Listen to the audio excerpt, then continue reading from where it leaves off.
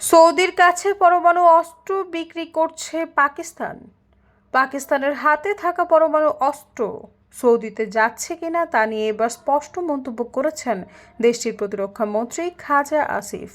Saudi আরবের সঙ্গে সদ্য স্বাক্ষরিত প্রতিরক্ষা চুক্তি নিয়ে তিনি বলেন, চুক্তির আওতায় পাকিস্তান কোনোভাবেই পারমাণবিক অস্ত্র বিক্রি করছে না। তার ভাষায়, আমরা দায়িত্বশীল জাতি।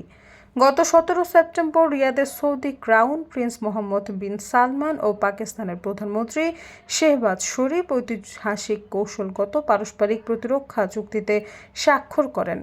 দীর্ঘদিনের নিরাপত্তা অংশীদারত্বে আরও জোরদার করার লক্ষ্যে এই চুক্তিতে উল্লেখ করা হয়েছে, যে কোনো এক দেশের উপর হামলা হলে সেটিকে উভয় দেশের বিরুদ্ধে আক্রমণ হিসেবে বিবেচনা করা হবে।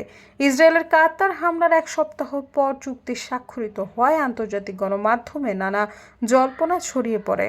অনেকে দাবি করেন পাকিস্তানের পারমাণবিক কর্মসূচি নাকি এই চুক্তির অংশ। বিষয়টি দ্রুত আলোচনার কেন্দ্রবিন্দুতে চলে আসে।